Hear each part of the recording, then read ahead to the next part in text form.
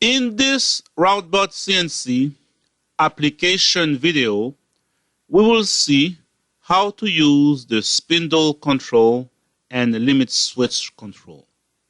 To access the spindle and limit switches, we go to the spindle and limit switch menu. We click on spindle control. Now, the spindle control has three modes of operation.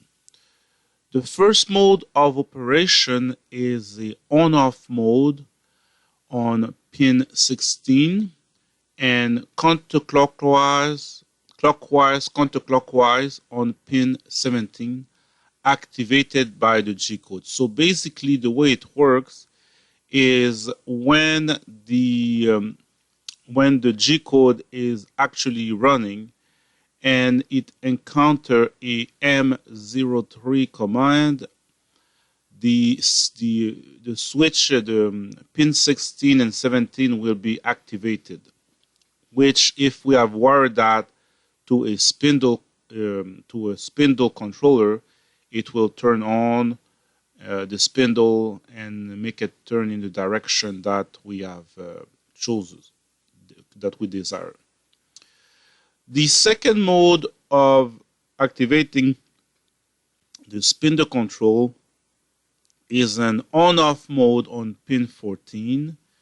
There is no direction. So that's mode number 2.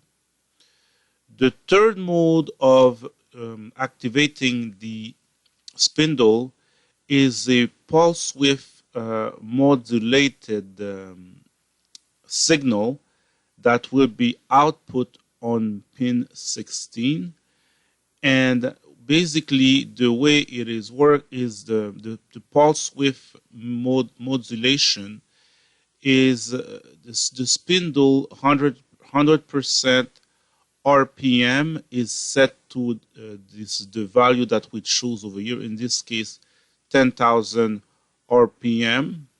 And basically in the G-code, as the G-code is running, when it encounters a M03S command, which means in this case you want the spindle to turn on at 1000 RPM, the pulse width modulation, because the base 100% is 10,000 and we're asking for a 1000 RPM, the pulse width will be 10% pulse width modulation. And on pin 17, it will be the direction clockwise, counterclockwise. So if we have these two signals wired to a spindle controller, that's pulse width modulation and direction, and the spindle controller is properly programmed, then our spindle will go at the required speed when the G-code is activated, and obviously the last command to turn off the spindle in the G-code will basically make the pulse width go to 0 volt, and that will turn off the spindle. The next item that we want to look at is the limit switches. We have limit switch for input for the X, Y, Z, and A axis, pin 15, 11, 12, and 13.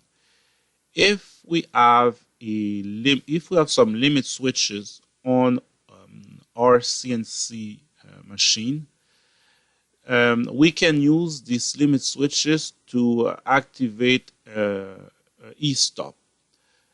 Basically, if the CNC machine runs into one of those limits and trip a limit switch, the e-stop will be activated.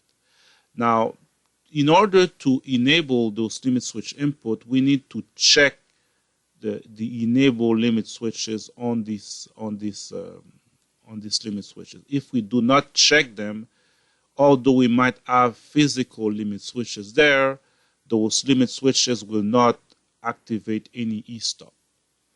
The last item we want to look at is the abort and motor enable. If we have an external emergency stop button on the CNC, we can wire it to pin number 10. But again, we must enable that. So even if we have e-stop there, if we don't enable it, our CNC controller will not accept the input. Also, we have the main motor enable on pin 1 and the enable output on pin 14.